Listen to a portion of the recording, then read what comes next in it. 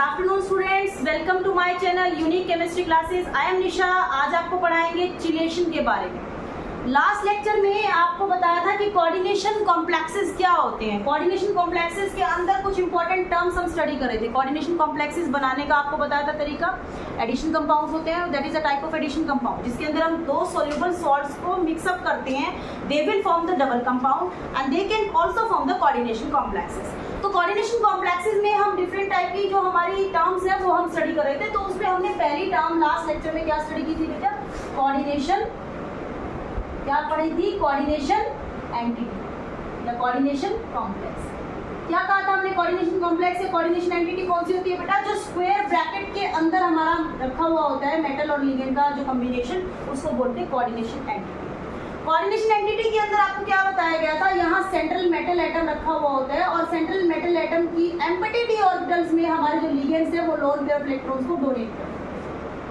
So the ligands here are acting as Lewis bases and metal atom act as Lewis acid because ये lone pair of electron को ले रहा है तो ये Lewis acid हो गया। ligand lone pair of electrons को दे रहा है तो ये क्या हो गया? Lewis base हो गया।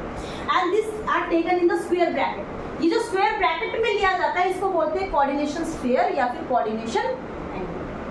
ठीक है। उसके बाद आपको बताया था जो लिगेंड है लोन पेयर ऑफ इलेक्ट्रॉन्स को डोनेट कर रहा है। तो लिगेंड अगर लोन पेयर ऑफ इलेक्ट्रॉन को डोनेट कर रहा है उसके बेसिस पर लिगेंड कितने पेयर ऑफ इलेक्ट्रॉन डोनेट कर रहा है या फिर कितने लिगेंड्स या लिगेंड के अंदर कितने एटम बैठे हुए हैं जो लोन पेयर ऑफ इलेक्ट्रॉन्स को डोनेट कर सकते हैं मेटल एटम को, उसके बेसिस पे हमने लिगेंड्स को डिवाइड किया गया। ठीक है। टाइप ऑफ लिगेंड आपको बताया था। क्या बताया था आपको? मोनोडेंटेट बेटा। मोनोडेंटेट में क्या कहा गया था? ऐसा आपका लिगेंड जिसके अंदर सिर्फ एक ही डोनर एटम बैठा हुआ हो या वो डोनर एटम सिर्फ एक ही लोन पेयर ऑफ इलेक्ट्रॉन्स को डोनेट कर रहा हो एक टाइम पे। जैसे कि इसके अंदर जैसे कि आपको एक एग्जांपल दिया गया था टेट्रामीन कॉपर सल्फेट का, जिसके अंदर अमोनिया के पास नाइट्रोजन के पास सिंगल एक लोन पेयर ऑफ इलेक्ट्रॉन है।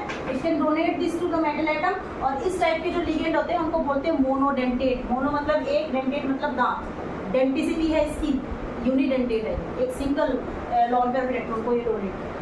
ठीक है। उसके बाद आपको एग्जांपल दिया था क्या? बाइडेंटेट का। बाइडेंटेट का मतलब क्या होता है यहाँ पे?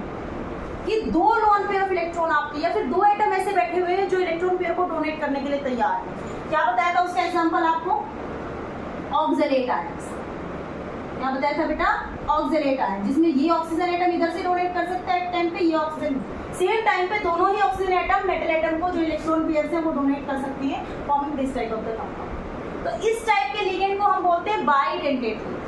ठीक है। अब दो से ज्यादा भी हो सकते हैं बेटा, तीन भी हो सकते हैं, चार भी हो सकते हैं। और आपको इसके बाद एक एग्जांपल दिया था मैंने polydentate ligand. Very important example क्योंकि ये बहुत बार पूछा जाता है कोऑर्डिनेशन केमिस्ट्री के अंदर, क्लास 11 क्लास 12 के अंदर एग्जाम्स के अंदर। पॉलीडेंटेट लिगेंड आपको डायरेक्ट नेम से पूछा जा सकता है, EDTA। This is a hexadentate ligand. इसको याद करने का तरीका भी बताया था आपको। क्या फुल फॉर्म है इसकी? Ethylene diamine tetra acetate. ठीक है। आपकी इथाइलिन जो मॉलिक्यूल है उस पर हमने 2 अमीन लगाने हैं और 4 इस तरीके से एसीटेट आयन लगाने हैं। एसीटेट आयन क्या होते हैं? CH3 C double bond O negative. Combine करना है यहाँ पे तो ये CH2 हो गया। ठीक है। इसी तरीके से यहाँ पे भी क्या होगा? O negative. लास्ट लेक्चर में आपको पूरा डिटेल में बताया था। This is O negative, this is O negative. तो आप यहाँ पे देख सकते हैं कितनी डेंसिटी है बेटा इसकी? एक यहाँ से, एक यहाँ से, 2, एक यहाँ से 3, एक यहाँ से 4, एक यहाँ से 5, एक यहाँ से। एक टाइम पे यहाँ पर 6 साइट हैं इस मॉलिक्यूल के अंदर इलेक्ट्रॉन पेयर्स को डोनेट करने के लिए। So this molecule is hexadentate in nature. तो अब हमने यहाँ पे देख लिया कि हमारे जो लिगेंड्स हैं वो उनकी डेंसिटी डिफरेंट हो सकती है according to donation of the lone pair of electron. आपके लिगेंड में कितने एटम बैठे हुए हैं जो एक टाइम पे इलेक्ट्रॉन्स को डोनेट कर सकते हैं, उसके हिसाब से हम उसकी डेंसिटी जो है वो रिप्रेजेंट करते हैं। ठीक है। तो ये लास्ट लेक्चर का रिव्यू था बेटा कि हल्का फुल्का हमने आपको लास्ट लेक्चर में क्या बताया था। अब जो आज हमें पढ़ना है वो है चिलेशन या फिर चिलेट कॉम्प्लेक्स। देखिए अभी हमने देखा है कि एक लिगेंड के अंदर 2 या 2 से ज्यादा एटम, डोनर एटम भी पड़े हुए हो सकते हैं लोन पेयर ऑफ इलेक्ट्रॉन्स को डोनेट करने के लिए। और इसका एग्जांपल मैंने अभी आपको बताया था क्या? Oxalate ion. Is it? This is a bidentate ligand. एक टाइम पे 2 एटम ऐसे बैठे हुए हैं जो मेटल एटम को इलेक्ट्रॉन पेयर डोनेट कर सकते हैं। तो अगर लिगेंड में हमारे एक टाइम पे एक से ज्यादा डोनर एटम बैठे हुए हैं which can donate the electron, lone pair of electron to the metal atom, तो वहां पर एक रिंग लाइक स्ट्रक्चर आपको बनता हुआ दिखाई दे। जैसे देखिए यहाँ पर एक मेटल एटम आती है, इधर से ये ऑक्सीजन अपने loan pair of electron donate करता है, इधर से ये ऑक्सीजन अपने loan pair of electron donate करता है। तो यहाँ पे क्या बन गया, एक रिंग लाइक सिस्टम बन गया। क्या बन गया, एक रिंग लाइक सिस्टम बन गया। तो यहाँ पे क्या होता है, अगर इस टाइप के डोनर एटम मेरे बैठे हुए होते हैं जिसमें 2 या 2 से ज्यादा डोनेट कर रहे हैं लोन पेयर ऑफ इलेक्ट्रॉन्स को, एटम्स, तो वहां पर आपको एक रिंग लाइक सिस्टम बनता हुआ दिखाई। और ऐसे लिगेंड्स जो इलेक्ट्रॉन्स को डोनेट करके रिंग लाइक सिस्टम फॉर्मेशन करते हैं उनको बोलते हैं chelating ligands. That type of the ligands are known as chelating ligands. और यहाँ पर जो रिंग की फॉर्मेशन हो रही है by using this chelating ligand, that is known as chelate ring, and the process is known as, and this process is known as chelation. और याद रखिएगा यहाँ पर जो रिंग की फॉर्मेशन हो रही है बेसिकली 5 और 6 मेंबर की रिंग प्रेफर की जाएंगी, क्योंकि 5 और 6 मेंबर की रिंग ही ज्यादा स्टेबल होती है। तो चिलेशन से जो हमारा यहाँ पर जो लिगेंड है वो एक कॉम्प्लेक्स की फॉर्मेशन करेगा by with the metal atom by donating the lone pair of electron. तो यहाँ पर जो लिगेंड रिंग की फॉर्मेशन करेगा उसको बोलेंगे chelate ligand, and the process is known as chelation. And जो रिंग यहाँ पे बन रही है जनरली 5 और 6 मेंबर की रिंग आपको बनती हुई दिखाई देगी, उसको बोलते हैं चिलेट। ठीक है, तो यहाँ पर क्या होता है, हमारा जो चिलेट रिंग बनती है चिलेशन की वजह से जो कंपाउंड है हमारी उसके अंदर एक्स्ट्रा स्टेबिलिटी आती है, and that is known as that effect. वो इफेक्ट है हमारा, that effect is known as chelate effect. उस इफेक्ट को क्या बोलते हैं हम बेटा, chelate effect. What is chelate effect? Chelation की वजह से, चिलेट रिंग के बनने की वजह से मॉलिक्यूल के अंदर एक्स्ट्रा स्टेबिलिटी का आना। ऑर्डिनरी जो हमारे कॉम्प्लेक्सेस होते हैं उन कॉम्प्लेक्सेस के मुकाबले हमारे जो चिलेट रिंग वाले जो हमारे कॉम्प्लेक्सेस होते हैं that are more stable as compare to that. ठीक है, this effect is known as chelate. उसके अलावा हमारे जो लिगेंड्स हैं उनके कुछ और स्पेशल नाम भी होते हैं, जैसे कि आप स्पेशली नोट डाउन कर लीजिए, नोट के अंदर लिख लीजिए इनको, कि हमारे जो लिगेंड्स हैं हमने बताया पॉलीडेंटेड लिगेंड्स मतलब 2 या 2 से ज्यादा साइट्स उन लिगेंड्स के ऊपर होती है कि वो इलेक्ट्रॉन पेयर को डोनेट कर सकते हैं। ठीक है, उन्हीं के अंदर हमारे लिगेंड्स का एक नाम और हो सकता है, they are also known as flexidentate ligands. These are also known as flexidentate ligands. कब बोलेंगे फ्लेक्सीडेंटेड लिगेंड्स?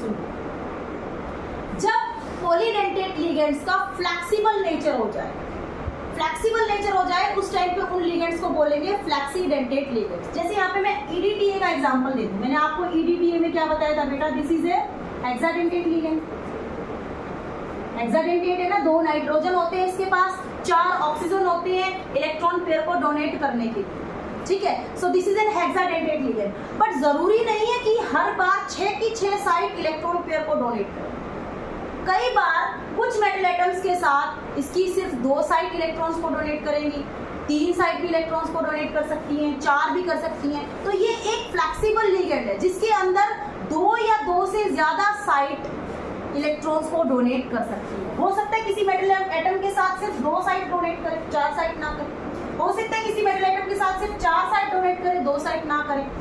इस टाइप के लिगेंड को तो पॉलीडेंटेड लिगेंड हमारे फ्लेक्सिबल होते हैं नेचर में। जरूरी नहीं है मेटल एटम के साथ आपकी जितनी भी साइट है एकदम से सारे के सारे डोनेट करके कॉम्प्लेक्स की फॉर्मेशन करेंगे। हो सकता है कॉम्प्लेक्स की फॉर्मेशन के दौरान वो एक फ्लेक्सिबल नेचर आपको दिखा दे, and that type of the polydentate ligands are known as flexidentate ligand. ठीक है, that type of the polydentate ligands are known as flexidentate ligand. उसके अलावा एक टर्म और आती है आपकी एम्बीडेंटेड लिगेंड्स।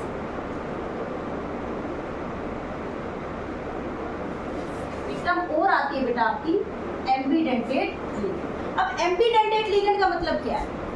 एम्बीडेंटेड लिगेंड का मतलब है आपके लिगेंड में एक से ज्यादा डोनर साइट पड़ी हुई है, बट वो एक टाइम पे एक ही डोनर एटम का इस्तेमाल करेगा। इसके अंदर हम एग्जांपल ले सकते हैं कि इसका साइनाइड।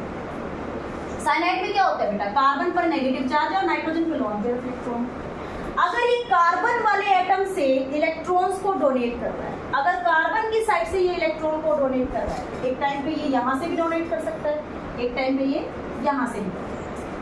तो ऐसे लिगेंड जिनमें 2 या 2 से ज्यादा डोनर एटम पड़े हुए हैं, but only 1 donor atom is used for donation of the electrons at one time, इस टाइप के लिगेंड्स को हम बोलते हैं एम्बीडेंटेड लिगेंड। जैसे यहाँ पे कार्बन से अगर डोनेट करता है मेटल एटम के साथ और कॉम्प्लेक्स की फॉर्मेशन बंद करता है तो इसको बोलते हैं सियानो कंपाउंड। लेकिन अगर नाइट्रोजन की तरफ से डोनेट करता है तो इसको बोलते हैं बेटा आइसोसियानो कंपाउंड। आपको नेमिंग से ही पता चल जाएगा कि डोनर साइड कौन सी यूज हुई है। अगर एक कार्बन की तरफ से कोऑर्डिनेट करता है मेटल के साथ तो इसको बोलेंगे सियानो कंपाउंड, और अगर नाइट्रोजन की तरफ से डोनेट करता है और मेटल के साथ कॉम्प्लेक्स बनाता है तो इसको बोलते हैं आइसोसियानो। उसके अलावा और भी एग्जांपल होते हैं, मान लीजिए आप ये ले लीजिए नाइट्रो कंपाउंड। नाइट्रो के अंदर क्या है बेटा, नाइट्रोजन के पास लोन पेयर ऑफ इलेक्ट्रॉन है और इधर ऑक्सीजन के पास नेगेटिव चार्ज है, तो ये एक एम्बीडेंटेड लिगेंड है। मतलब एक टाइम पे हमारे पास दो एटम है लेकिन एक टाइम पे एक यूज हो जाएगा। अगर नाइट्रोजन से डोनेट करके ये मेटल एटम के साथ कॉम्प्लेक्स बनाता है तो इसको बोलती है नाइट्रो। अगर ऑक्सीजन की तरफ से डोनेट करके ये कॉम्प्लेक्स बनाता है तो इसको बोलते हैं नाइट्राइटो। ठीक है, नाइट्रो नाइट्राइट। तो नाइट्रोजन से अगर अटैच होएगा तो इसको बोलेंगे नाइट्रो, ऑक्सीजन से अगर अटैच होएगा तो इसको बोलेंगे नाइट्राइट।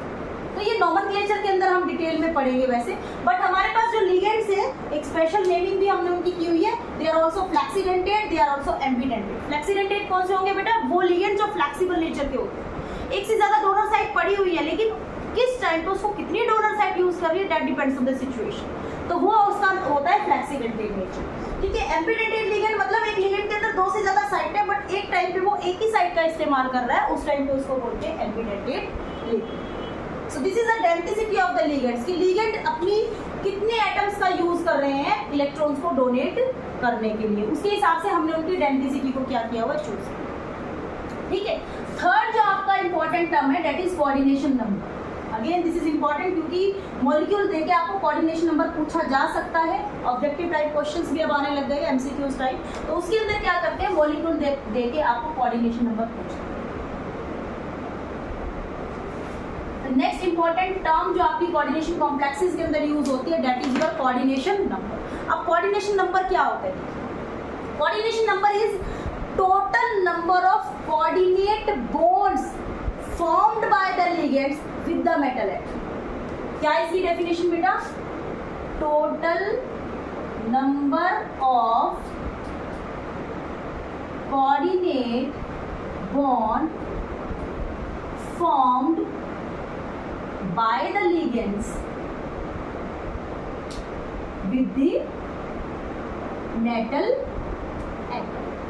एक मेटल एटम के साथ लिगेंड ने कितने कोऑर्डिनेट बॉन्ड बनाए हुए हैं that represents the coordination number of that sphere. ठीक है, कोऑर्डिनेशन नंबर जैसे इसमें एग्जांपल दे दूं मैं आपको, this is AgCN2। What is the coordination number of this compound. देखिए सिल्वर के साथ साइनाइड, दो साइनाइड लगे हुए हैं यहाँ पे, तो दो कोऑर्डिनेट बॉन्ड बने हुए हैं, तो इस मॉलिक्यूल के अंदर कोऑर्डिनेशन नंबर क्या हो जाएगा 2 हो जाएगा। ठीक है, ऐसे ही कोई भी मेटल एटम है, मैं कह रही हूँ उसके साथ इथाइलिन डाइएमिन टेट्राएसीटेट ने बॉन्डिंग की हुई है, तो यहाँ पे वैसे तो तुम्हें एक दिखाई दे रहा है, या तो सीधा पता चल गया था दो दिखाई दे रहे तो हमारा कोऑर्डिनेशन नंबर 2 हो गया। बच्चे इसी में कंफ्यूज करते हैं, EDTA लिख दिया। ठीक है, EDTA में एक दिखाई देगा तो बच्चे इसका कोऑर्डिनेशन नंबर लिख के क्या आएंगे, 1 लिख के आएंगे, लेकिन इसमें साइट कितनी है कोऑर्डिनेट करने के लिए, 6 साइट है, तो 6 कोऑर्डिनेशन बॉन्ड बनाए हुए हैं। इसमें ये ध्यान रखना है कि लिगेंड ने कोऑर्डिनेट बॉन्ड कितने बनाए हुए हैं, तो इसने अगर 6 कोऑर्डिनेट बॉन्ड बनाए हुए हैं तो यहाँ पे कोऑर्डिनेशन नंबर क्या हो जाएगा इसका 6। तो लिगेंड एक टाइम पे कितने कोऑर्डिनेट बॉन्ड बना रहा है मेटल एटम के साथ that will represents your coordination number. ठीक है, next term is your ionisation sphere. Next term is your ionisation sphere. देखिए कोऑर्डिनेशन स्फीयर पढ़ लिया था हमने, कोऑर्डिनेशन स्फीयर हमने क्या कहा था, एक स्क्वायर ब्रैकेट के अंदर हमने मेटल और लिगेंड्स का जो कॉम्बिनेशन रखा हुआ है that sphere is your coordination sphere. ठीक है, यानी कि मेटल एटम या आयन लिगेंड्स के साथ अटैच हो रहे हैं और अटैच करके हमने जो स्क्वायर ब्रैकेट में रख दिए that square bracket is your coordination sphere. अब मैंने ये बताया था कि ये कोऑर्डिनेशन स्फीयर जो है कैटायनिक भी हो सकता है, एनायनिक भी हो सकता है, न्यूट्रल भी हो सकता है। लास्ट लेक्चर में आपको बताया था कैटायनिक भी हो सकता है, एनायनिक भी हो सकता है, न्यूट्रल भी हो सकता है। जैसे कैटायनिक का एग्जांपल मैं दूं तो आपको लास्ट लेक्चर में भी यही दिया था, tetra amine copper 2 positive, this is cationic. इसी तरीके से ऊपर ही लिखा हुआ है आपका, ठीक है, डाइसियानो कंपाउंड।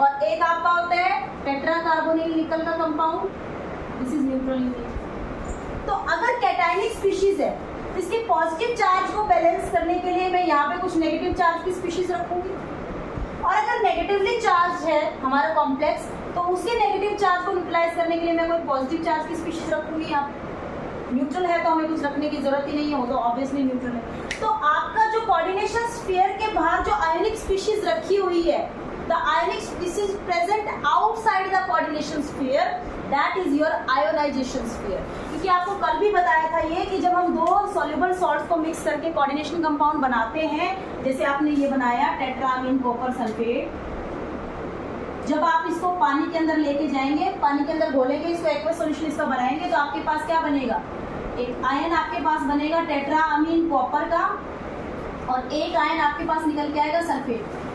तो आयनाइज होके मेरे पास एक तो कोऑर्डिनेशन स्फीयर आता है और एक मेरे पास आयन निकल के आता है। So this entity which neutralises the coordination sphere, वो एंटिटी जो कोऑर्डिनेशन स्फीयर के बाहर बैठी हुई है, कोऑर्डिनेशन स्फीयर के चार्जेस को न्यूट्रलाइज करने में मदद कर रही है, that is your ionisation sphere.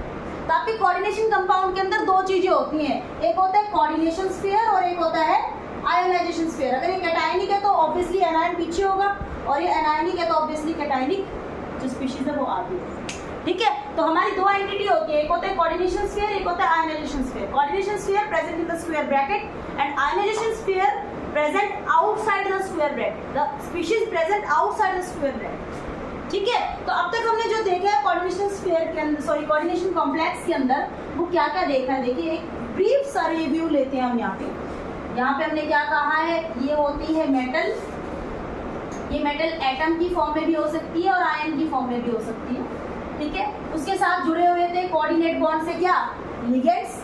इस पूरे स्फीयर को क्या बोलते हैं हम, कोऑर्डिनेशन, पूरे स्फीयर को क्या बोलते हैं, कोऑर्डिनेशन स्फीयर। अगर ये कैटायनिक है या एनायनिक है तो इसको न्यूट्रलाइज करने के लिए बाहर कोई हमारी एंटिटी पड़ी होगी, उसको बोलेंगे आयोनाइजेशन स्फीयर, ठीक है। तो हमारे कोऑर्डिनेशन स्फीयर के साथ क्या पड़ा हुआ होता है, आयोनाइजेशन स्फीयर। इतना समझ में आता है। अब आगे चलते हैं, अगली इंपॉर्टेंट टर्म है हमारी होमोलेप्टिक और हेटेरोलेप्टिक लिगेंड्स। ये टर्म्स आपकी यूज होंगी आगे इस यूनिट के अंदर, ठीक है। Next term is our homoleptic and heteroleptic ligands. Homoleptic and heteroleptic ligands. Homoleptic ligands या होमोलेप्टिक कॉम्प्लेक्सेस कौन से होंगे, होमोलेप्टिक कॉम्प्लेक्सेस और हेटेरोलेप्टिक कॉम्प्लेक्सेस कौन से होंगे, भाई सीधी सी बात है, अगर एक मेटल एटम सेम टाइप के लिगेंड्स के साथ जुड़ के कोऑर्डिनेशन स्फीयर बना रहा है तो उसको बोलेंगे होमोलेप्टिक, ठीक है। और अगर एक मेटल एटम डिफरेंट टाइप के, मान लीजिए दो तो हमारे एक टाइप के लिगेंड है और दो हमारे एल डैश लगा लीजिए अनदर टाइप के लिगेंड, तो इस टाइप के कॉम्प्लेक्स को क्या बोलेंगे हम, हेटेरोलेप्टिक कॉम्प्लेक्स, ठीक है। अगर एक मेटल एटम के साथ सारे के सारे सेम टाइप के लिगेंड जुड़े हुए हैं तो उसको बोलेंगे होमोलेप्टिक। अगर एक मेटल एटम के साथ अलग अलग टाइप के लिगेंड जुड़े हुए हैं, डिफरेंट टाइप के लिगेंड जुड़े हुए हैं, तो उसको बोलते हैं हेटेरोलेप्टिक कॉम्प्लेक्स, ठीक है भाई। तो ये इंपॉर्टेंट टर्म्स थी हमारी कि होमोलेप्टिक क्या होता है, हेटेरोलेप्टिक क्या होता है, कोऑर्डिनेशन स्फीयर क्या होता है, लिगेंड्स क्या होते हैं, मेटल एटम कहाँ बैठी हुई होती है, आयोनाइजेशन स्फीयर क्या होता है, कोऑर्डिनेशन नंबर कैसे फाइंड आउट करेंगे आप किसी भी कोऑर्डिनेशन स्फीयर, ठीक है। कुछ छोटे छोटे टॉपिक्स और हैं इसके अंदर, जैसे आप ऑक्सीडेशन नंबर कैसे कैलकुलेट करेंगे metal atom, how can you calculate oxidation number of metal atom या फिर आयन जो भी पड़ी हुई है हमारी कोऑर्डिनेशन स्फीयर के अंदर। कोऑर्डिनेशन स्फीयर के अंदर मेटल एटम या आयन जो भी बैठा हुआ है उसका ऑक्सीडेशन नंबर आप कैसे फाइंड आउट करेंगे, ठीक है। कैसे फाइंड आउट करेंगे, हमारा क्या है, जैसे मान लीजिए आपको दे दिया मैंने टेट्रामीन कॉपर सल्फेट, आपको इस मेटल एटम के ऊपर या मेटल आयन की फॉर्म में बैठा हो सकता है, इसके ऊपर चार्ज जो है वो हमें फाइंड आउट करना है। कैसे फाइंड आउट करोगे, ऑक्सीडेशन नंबर जो है वो फाइंड आउट करना है, तो कैसे फाइंड आउट करोगे, तो उसके लिए सबसे पहले आपको जो कोऑर्डिनेशन स्फीयर है उस कोऑर्डिनेशन स्फीयर के ऊपर कितना चार्ज है ये पता होना चाहिए, ठीक है। कैसे पता लगाएंगे, ऑब्वियसली यहाँ सल्फेट बैठा है, सल्फेट पर क्या होता है बेटा, 2 नेगेटिव, 2 नेगेटिव न्यूट्रलाइज किसको करेगा, 2 पॉजिटिव, ठीक है, तो हमें ये पता चल गया कि ये कोऑर्डिनेशन स्फीयर है, इसके ऊपर 2 पॉजिटिव चार्ज है। अब हमें इस मेटल का ऑक्सीडेशन नंबर फाइंड आउट करना है। मेटल का ऑक्सीडेशन नंबर हमें नहीं पता है, तो हम इसको क्या मान लें, x मान लें। ठीक है, फर्दर जो लिगेंड्स लगे हुए हैं हमें ये देखना पड़ेगा, ये पता लगाना पड़ेगा जो लिगेंड्स अटैच है उनके ऊपर कोई चार्ज है या नहीं।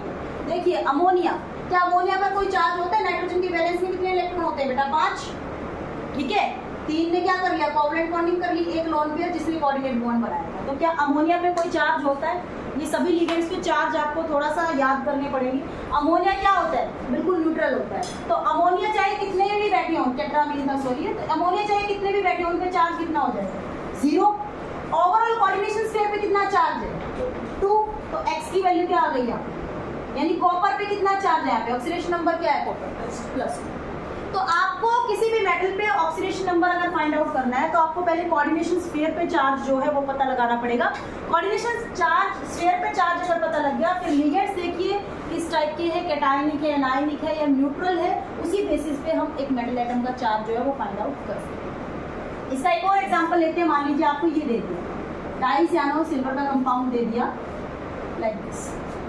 अब यहाँ पे आपको सिल्वर का ऑक्सीडेशन नंबर फाइंड आउट करना है, ऑब्वियसली मेटल का ही फाइंड आउट करना है। तो क्या फाइंड आउट करोगे? इसका x रख लेंगे वैल्यू। ठीक है, साइनाइड क्या चार्ज होता है साइनाइड पे? -1 होता है। 2 बैठे हैं तो क्या हो जाएगा? This is x -2 and overall sphere पे कितना है? -1। तो x की वैल्यू क्या आ जाएगी? दिस इज, यानी सिल्वर पर कितना चार्ज आ जाएगा यहाँ पे? प्लस। सिल्वर पर कितना चार्ज आ जाएगा? प्लस। तो मेटल एटम के ऑक्सीडेशन नंबर को फाइंड आउट करने के लिए आपको पहले कोऑर्डिनेशन स्फीयर के ऊपर चार्ज कितना है ये पता होना चाहिए, देन आपके लिगेंड्स पे कितना चार्ज है वो पता होना चाहिए, then you can find out easily the oxidation number of the complex ion. ठीक है, these are the basic terms which are used in the coordination chemistry. Next lecture में अब हमें देखना है, ये बेसिक टर्म्स हो गई है सारी की सारी। नेक्स्ट लेक्चर में हमें देखना है कि इन कोऑर्डिनेशन कंपाउंड्स का नाम कैसे लिखते हैं, नामकरण संस्कार करना हमें इनका। ठीक है, नोमेनक्लेचर हमें देखना है, वेरी इजी, बहुत मुश्किल नहीं है, ये मत सोचिए 11th की तरह थोड़ा मुश्किल होगा। ठीक है, बहुत आसान है, नोमेनक्लेचर हमें सीखना है। नेक्स्ट लेक्चर में हम इसका नोमेनक्लेचर करेंगे, देन फर्दर कॉन्सेप्ट हम यहाँ पे करेंगे। समझ में आया है? अगर सभी को समझ में आता है तो लाइक और सब्सक्राइब जरूर कर दीजिएगा। ठीक है।